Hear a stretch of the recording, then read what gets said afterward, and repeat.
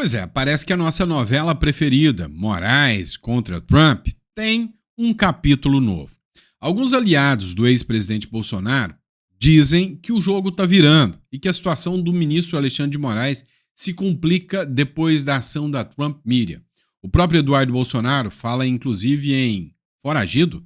Poderia estar o ministro Alexandre de Moraes foragido?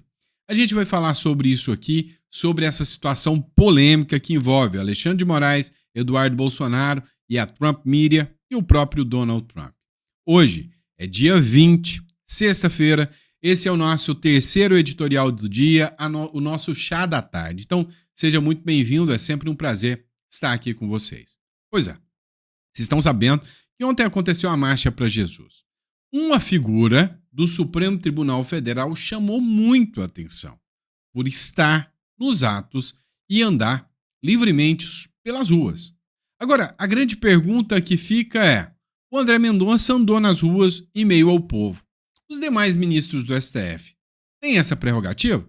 Vindo ainda mais no momento em que eles acabaram de pedir segurança vitalícia, inclusive para ex-ministros do Supremo. Outro ponto também que chama muita atenção é a bad vibes, ou seja, a fase ruim que o Lula e o seu governo estão passando. O CEO da Atlas Intel, uma das mais renomadas empresas de pesquisa, disse que o Lula não chega nem perto dos 50% dos votos necessários para conseguir se reeleger. Depois que o Lula disse que só entra para se reeleger, pois é, parece que o Lula nem vai entrar, porque se entrar, vai tomar uma coça do Bolsonaro. Até o Mário Sabino, que detesta o Bolsonaro, já falou que se o Lula entrar, vai apanhar e vai apanhar feio do Bolsonaro. Já o caso do ministro Alexandre de Moraes se agrava. A citação foi oficializada pela Justiça norte-americana. Inclusive, uma matéria do Terra mostra que já está registrada a nova citação contra o ministro do Supremo Tribunal Federal. Oficialmente, o ministro Alexandre de Moraes agora é réu nos Estados Unidos. O problema é que essa situação pode alcançar outros ministros que também foram citados na situação. Não de citação, mas foram mencionados. Eu estou dizendo do Dias Toffoli, que foi mencionado e que pode ter novos desdobramentos, inclusive se o Ministério Público americano assumir este caso aqui, pode, inclusive, também, incluir o outro ministro do Supremo Tribunal Federal nessa história também. Vamos falar também sobre Nicolas Ferreira. Tem uma polêmica envolvendo o Nicolas Ferreira com uma fake news descarada, escrachada, mequetrefe da esquerda. E nós vamos falar sobre isso, tá bom? Então, deu para perceber que o assunto aqui está em dia, para te manter sempre atualizado. Então, se puder, cogite inscrever-se no canal, curtir, compartilhar. As notícias são sempre relevantes, são checadas, são todas as notícias averiguadas para que eu possa trazer para você, nesse tempo, esse tempo nebuloso que a gente vive, sem te colocar em risco, em ter informação, em ter notícia. Olha que coisa doida. E bora de matéria. Vamos começar falando dos ministros do Supremo Tribunal Federal. Pois é, o ministro do STF chama atenção ao caminhar com multidão em São Paulo. Abre aspas, o único que sai nas ruas. O ministro do Supremo, André Mendonça, que foi indicado pelo Bolsonaro, compareceu mais uma vez à Marcha para Jesus. Em São Paulo, o ministro foi visto no meio do grande público, andando no meio do povo. Durante a caminhada, ele preferiu o solo sem segurança pessoal, ao invés do trio elétrico como outras autoridades. Ele entendeu. Ele é ministro, ele não precisa de palanque.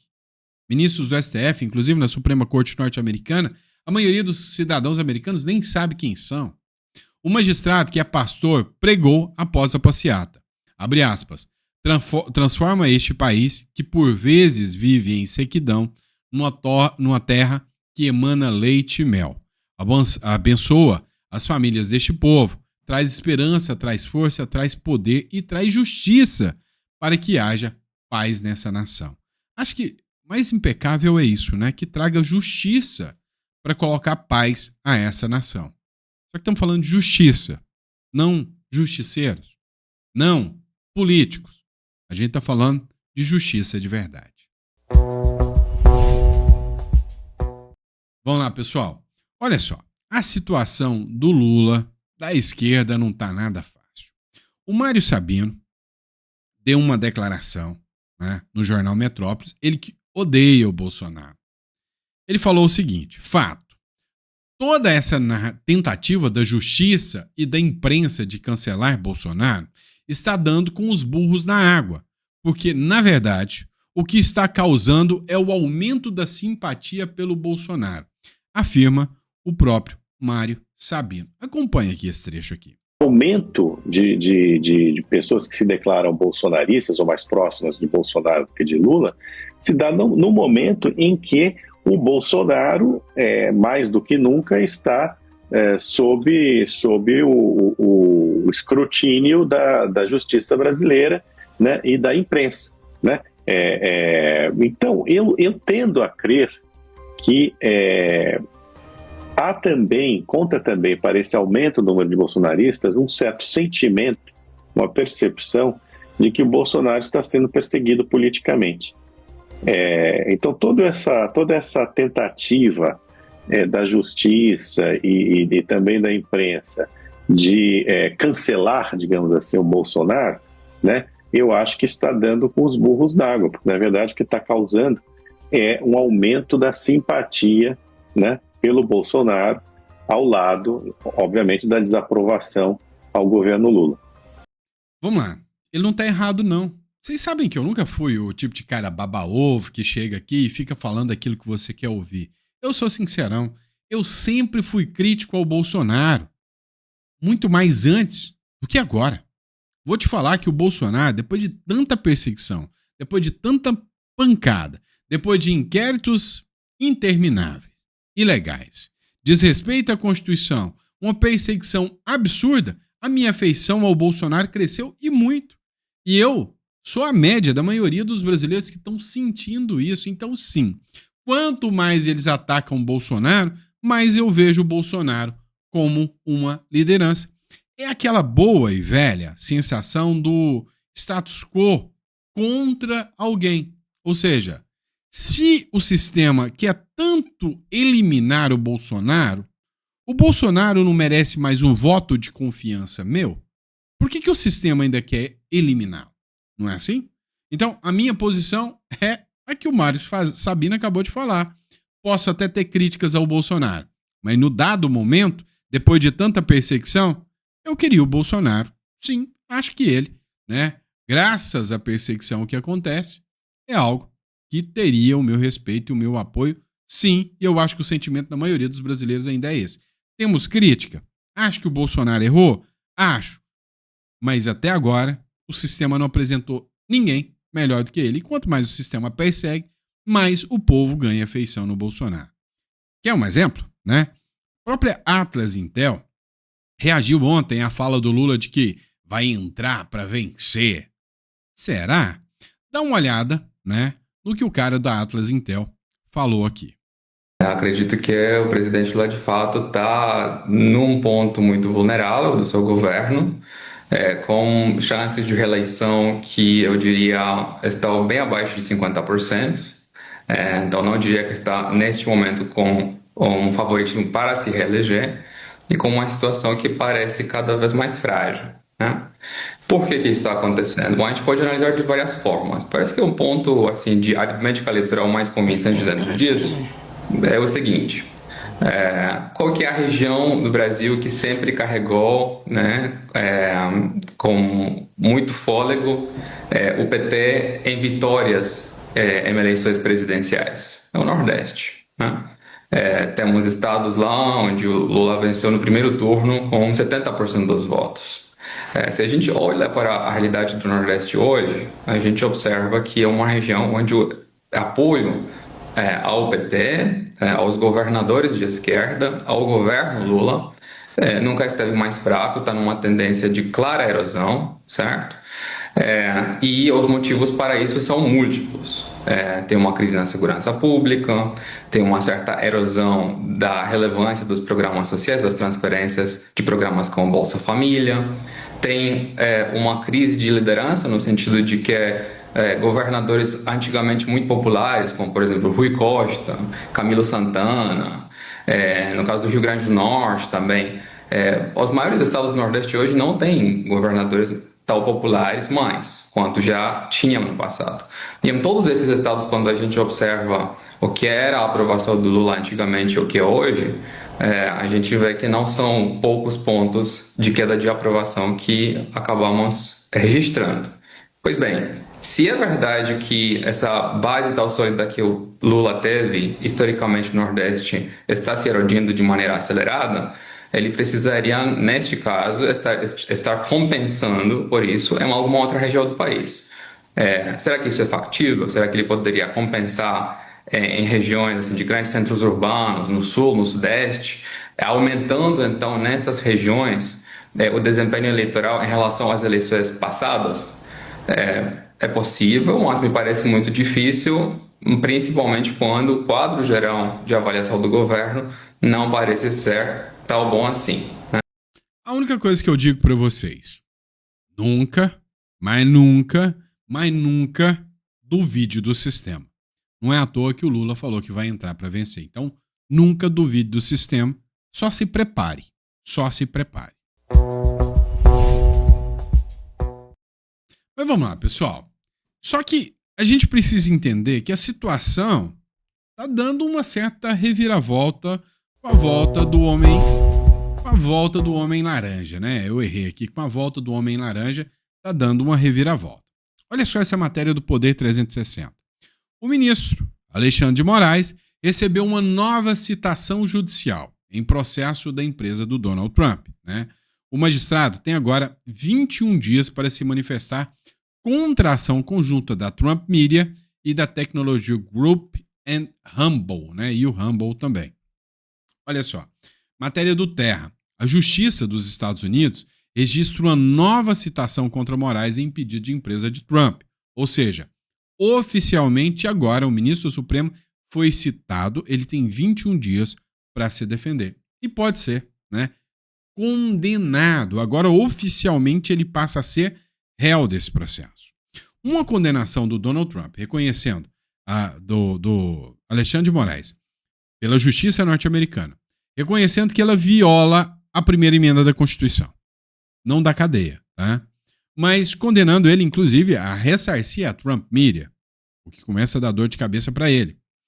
Isso fortalece a ação do Donald Trump com a aplicação da lei Magnitsky contra o Alexandre de Moraes, inclusive contra outros ministros do Supremo que foram citados neste processo aqui. A Justiça dos Estados Unidos registrou a nova citação contra Moraes em pedido da empresa do Trump. O ministro foi citado no Tribunal do Distrito Médio da Flórida na terça-feira, após uma requisição da Trump Media e Technology Group e da plataforma Humble. As empresas que movem uma ação contra o magistrado acusam Alexandre de Moraes de censurar conteúdos publicados dessas redes sociais no Brasil. A nova notificação foi determinada depois que a primeira tentativa de citação, feita em março, foi frustrada. Moraes terá um prazo de 21 dias para apresentar uma resposta formal à ação ou apresentar uma petição para contestar o processo. O que muda na regra do jogo aqui? O que vocês precisam entender? Se acontecer, literalmente, a citação do Alexandre de Moraes e a condenação do Alexandre de Moraes, a gente sabe que o Alexandre de Moraes não tem o âmbito de recuar. Ele não vai parar de determinar, né, a exclusão de perfis e de postagens de plataformas. Ainda mais agora, com a decisão do Supremo que revogou o Marco Civil da internet. O que vai acontecer? Se o ministro Alexandre de Moraes for condenado e voltar a agir dessa forma, ele estará violando uma decisão judicial americana, o que pode ocasionar em território americano uma ordem de prisão contra o ministro Alexandre de Moraes, inclusive com um pedido, né, de envio para a Interpol. Sim, pode acontecer, tá? Olha só, mas não busca alcançar só o ministro Alexandre de Moraes. Olha essa matéria do Paulo Capelli. Advogados de Trump criticam ato de Toffoli que empoderou Moraes no STF. Os advogados que representam a empresa comandada por Donald Trump contestam uma decisão do ministro Dias Toffoli que fortaleceu Moraes. Contestam onde, pequeno gafanhoto? Contestam no próprio processo. Ou seja, chegou ao conhecimento do juiz norte-americano que todas as ações do ministro Alexandre de Moraes que violam em tese a primeira emenda da Constituição norte-americana partiram nada mais, nada menos, né, do Toffoli, que pode agora, mencionado no processo, ser alvo de um possível processo também, né, pelo mesmo fator que o ministro Alexandre de Moraes foi. Tá? Então, o que eu quero que vocês entendam? Eu vou resumir para vocês entenderem. A ação que o Donald Trump move, a Trump Media move, é na justiça americana, não tem nada a ver com a lei Magnitsky, mas serve vamos dizer assim, de alicerce para reforçar a aplicação da lei Magnitsky. Mas não tem nada a ver com a lei Magnitsky. Ela não pode determinar a prisão, apenas a reparação financeira por parte da Trump Media. Mas ela pode determinar que o ministro Alexandre de Moraes se abstenha de determinar novas ordens contra a Trump Media e contra a Rumble aqui no Brasil.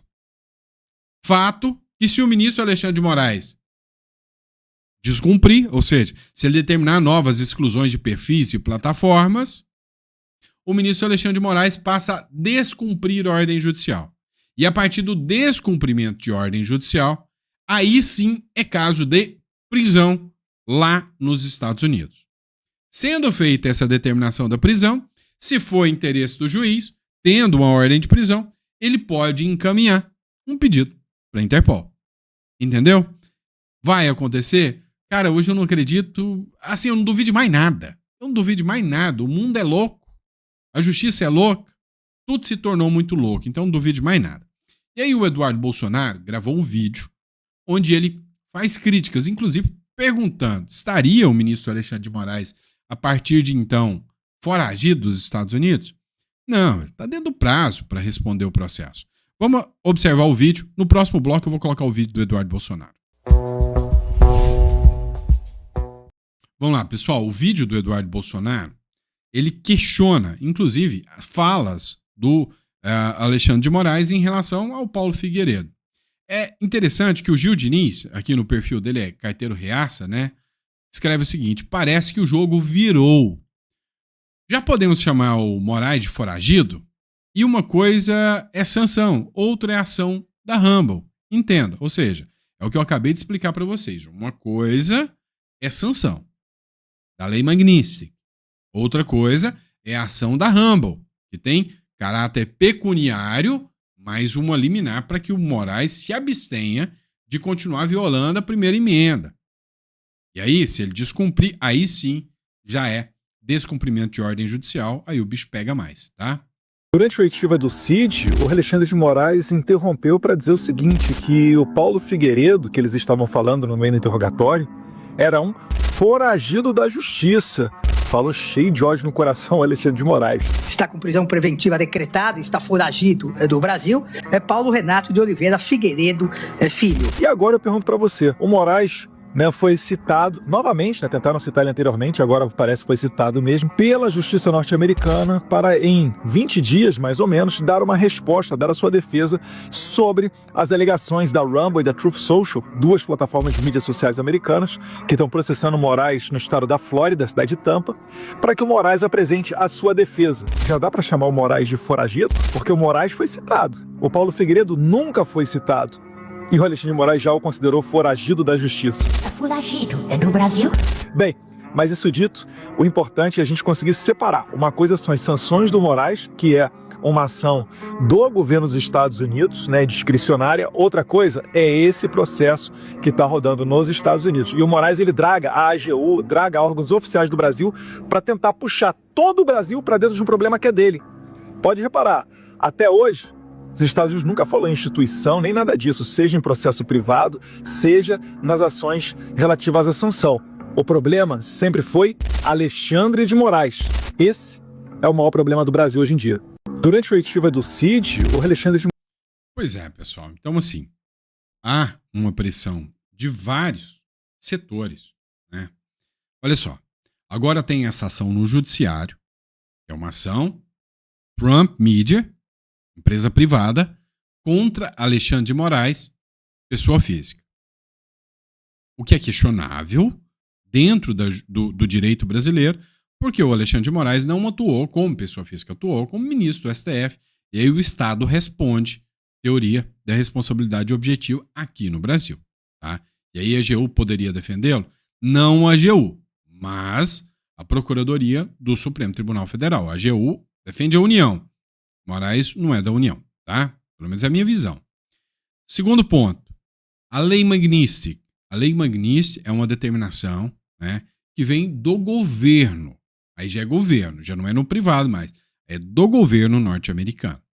Tá? Então, no judiciário, através de uma ação de uma empresa privada. No governo, através da aplicação da Lei Magnitsky.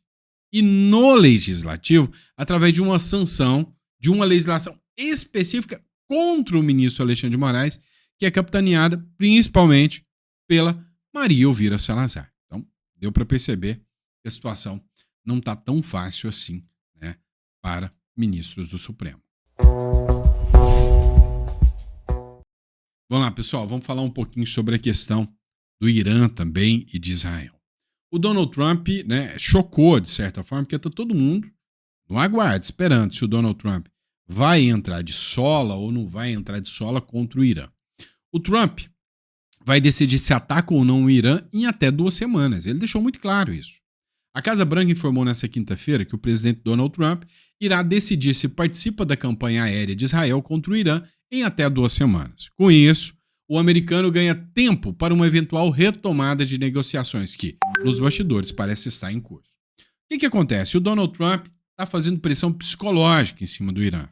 Falou, olha, quando eu for atacar, se tornou uma guerra mais de narrativa, ou seja, primeiro vamos fazer a pressão psicológica e vamos jogar um truco aqui. Eu truco, você dá 6, eu jogo 9, ou seja, é uma jogada aqui, ou aquele que fala, não, eu tenho um exército maior, o meu é maior do que o seu. Ah, não, o meu é maior. Quem apostar mais alto, leva.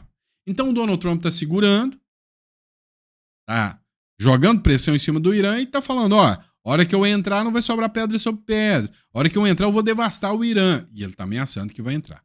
Ontem ele foi questionado, e aí, vai entrar mesmo ou vai ficar nesse blá, blá, blá, nesse lenga-lenga aí?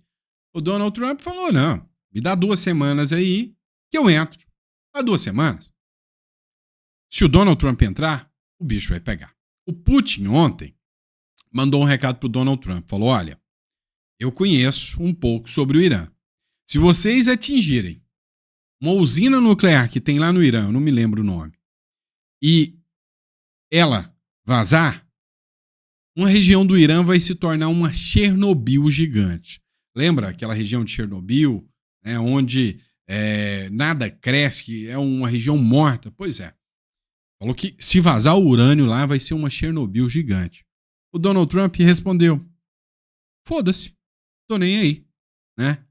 Então o resultado aqui é o seguinte, pode estourar, né? Pode estourar um evento de proporções marcantes. Agora, a narrativa da esquerda tá caindo por terra. Ai, o Irã, não sei o quê. Personalidades que fugiram do Irã já começam a falar. Olha só. Cineasta iraniano premiado em Cannes, né? Jafar Panahi, pede o fim do regime do Irã. Um dos maiores nomes do cinema iraniano, o cineasta Jafar Panahi, vencedor da Palma de Ouro no Festival de Cannes pelo filme Um Simples Acidente, usou essa semana o seu perfil no Instagram para publicar um forte apelo em meio à escalada da violência. Panahi pediu que o confronto interrompa o assassinato de civis e fez questão de deixar claro que condena duramente o regime dos ayatollahs que governa o Irã há mais de 40 anos. São 4 décadas de má gestão, corrupção, opressão, tirania e incompetência. Não foi o único. Matéria do Globo. A chance de derrubar o regime aumentou, diz Nobel da Paz iraniana ao Globo. Em um artigo publicado há alguns dias no jornal francês Le Monde, intelectuais iranianos pedem a suspensão imediata do reenriquecimento de urânio pela República Islâmica e o fim das hostilidades militares entre o país e Israel. Para a advogada Sirin Ebad, uma das signatárias do apelo, são dois temas inseparáveis. Se o Irã não tivesse buscado um programa nuclear, a guerra atual com Israel não teria ocorrido, afirma ela em entrevista à coluna O Globo. Ou seja, as narrativas da esquerda estão caindo por terra. E você quer saber onde que estão as narrativas da esquerda? Tá sempre o Lula aí com a maior cara de pau e a turma da esquerda. Ai, genocídio em Gaza, crianças, hospitais. Ontem, né, essa notícia é trágica, o Irã atingiu um hospital. E nesse caso, uma menina ucraniana que tinha saído da Ucrânia para fazer tratamento em Israel, o Estado tinha dado tratamento para a menina ucraniana, morreu ontem, né? Mas o Lula nunca vai fazer uma nota em solidariedade a essa criança. Uma menina ucraniana de 7 anos de idade que vivia em Israel morreu durante um ataque do regime islâmico do Irã. Ela vivia em Israel para tentar encontrar a cura de um câncer raro que ela tinha. Ela morreu junto com a mãe, a avó e 2 irmãos. Histórias como essa nos lembram de fato o que é uma guerra. Passando as atualizações, a Coreia do Norte condenou o ataque israelense ao Irã e a Rússia definiu como inaceitável uma troca de regime no Irã, dizendo que isso poderia abrir a caixa de Pandora. Outras atualizações os senhores encontram na descrição deste vídeo. Eu sou Ivan Kleber, falo diretamente de Londres, no Reino Unido, e hoje é sexta-feira, dia 20 de junho de 2025. Muito obrigado pelo carinho da audiência. É isso aí. Parabéns ao Ivan Kleber pelo trabalho. Se tem uma coisa que a esquerda vive, é de narrativas. Inclusive, é o que nós vamos falar no próximo bloco e envolve o Nicolas Ferreira. Pessoal, dá uma olhadinha nisso aqui. Tá? Isso aqui é o Google. Eu fiz a pesquisa aqui, ó. Nicolas Ferreira, aumento de energia. Estão fazendo uma presepada, uma patifaria. A imprensa mequetrefe atacando o Nicolas Ferreira como se não houvesse amanhã. Olha só. Diário do Centro do Mundo. Nicolas votou para encarecer a conta de luz diretamente do Japão. É uma matéria que está aqui no Diário do Centro do Mundo, um jornal de extrema esquerda. Quando a gente clica para ver a página, sumiu, tomou doril, vazou, correu, já era. Por quê? Porque é uma tremenda e uma mequetrefe de uma fake news. Só que esquerdista não tem vergonha na cara, né? Um monte continua deixando a matéria aí. Dá uma olhada. Diário Carioca, Left People, extrema esquerda. Nicolas Ferreira vota para encarecer a conta de luz e foge das redes sociais. Tem gente que dá crédito para isso. Vamos lá. Esquerda Diário. Será que esse jornal é de esquerda? Será que é extremista? Esquerda Diário, né? Carestia de vida. Com voto de Nicolas Ferreira, o Congresso define um aumento da energia elétrica que impacta principalmente os mais pobres. Que Nicolas Mavaldão é esse? Que cara ruim. Que cara ruim. Não, mas aí, peraí. Quando a gente observa que o Estado de Minas mudou a narrativa. Agora, o Nicolas não é mais o malvadão que votou para aumentar a conta de luz. A imprensa mentiu. Mentiu e mentiu feio. Agora, o Nicolas é o covardão que votou com o Lula. Olha o tamanho do negócio. Nicolas vota com o governo para manter veto de Lula sobre as contas de luz. Nossa, como o Nicolas é um traidor dos bolsonaristas, votou junto com o Lula. Peraí, os caras já estão espalhando uma fake news. Antes disseram que votaram contra o Lula, só porque era o Lula, para sacanear todo mundo. E o culpado, né, parece que não teve milhares que votaram, mas o culpado era o Nicolas. Por quê? Porque precisam criar a narrativa perfeita. E adivinha quem apareceu? Ele, né? Para rachar o negócio de vez, apareceu o Janones. Janones critica Nicolas, mas seguiu o PL e o PT no voto que pode aumentar a conta de luz. Ele criticou o Nicolas, detonou o Nicolas, só que ele votou igual ele falou que o Nicolas votou. Detalhe, ele votou o Nicolas, não. Deu para vocês entenderem o tamanho, né, da mentiraiada desse povo? Olha isso aqui. Dá uma olhada na fala do Nicolas aqui. Boa noite, Brasil, e bom dia, Japão. Como é que fala bom dia em japonês? Vou meter um konnichiwa aqui então, que é oi e pronto.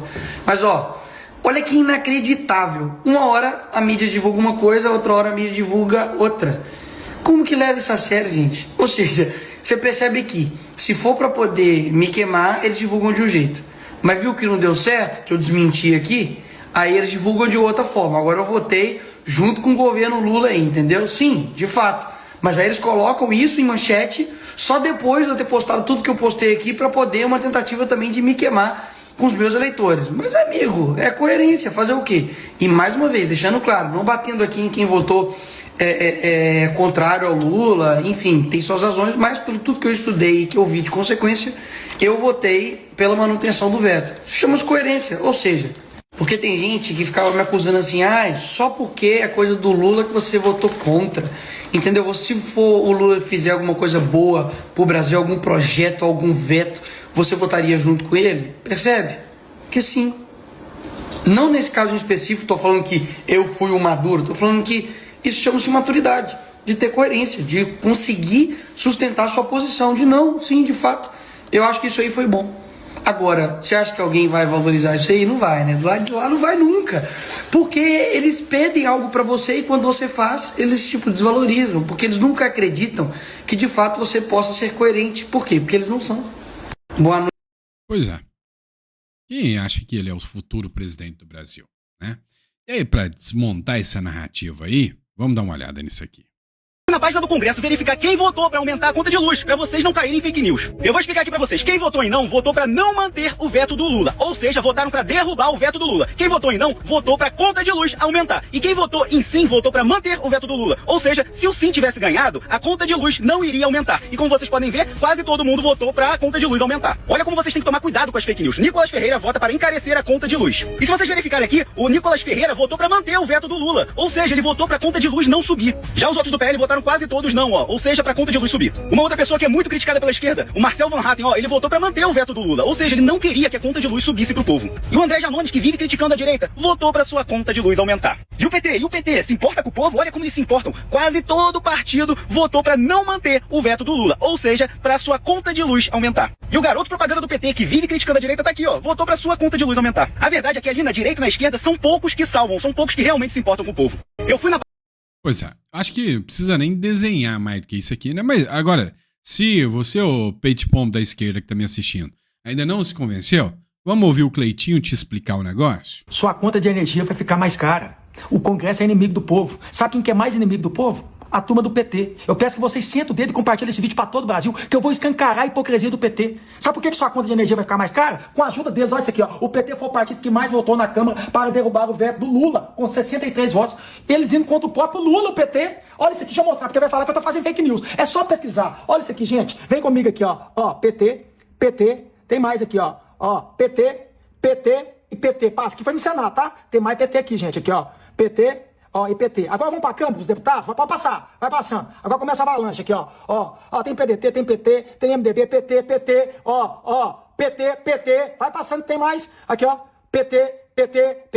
Tem mais aqui, ó. Vamos subir aqui, ó. PT, passa que tem mais. Vamos passar aqui, ó. Ó, vamos lá. Vai chegar aqui, ó. Ó, PC do B, ó, tem mais aqui, ó. Ó, PT, tá vendo? Passa que tem mais. Vamos mostrar aqui, ó, PT. Agora tá falando aí, gente, o seguinte, que o Nicolas, o Cleitinho, pegou e votou pra derrubar o veto. Deixa eu provar pra vocês como é que eu e o Nicolas votou. Vamos começar aqui como é que eu votei aqui, ó. Foram 12 senadores que votaram pra manutenção do veto. Agora passa aqui, deixa eu mostrar, porque tá falando que o Nicolas pegou, foi contra o povo. Olha o Nicolas aqui, ó. O voto dele foi pra manter o veto, pra que sua conta de luz não fique mais cara. Então agora, compartilha esse vídeo pra todo o Brasil, pra mostrar quem é inimigo do povo. É a turma do PT. Tamo junto. Pois é essa turma que quer regular as redes sociais, é essa turma que diz que as redes sociais mentem pra todo mundo. A imprensa também, né? Então deu pra perceber agora por que a imprensa tá tão sem credibilidade por aí, tá certo? Grande abraço, pessoal, fiquem com Deus e até o próximo editorial.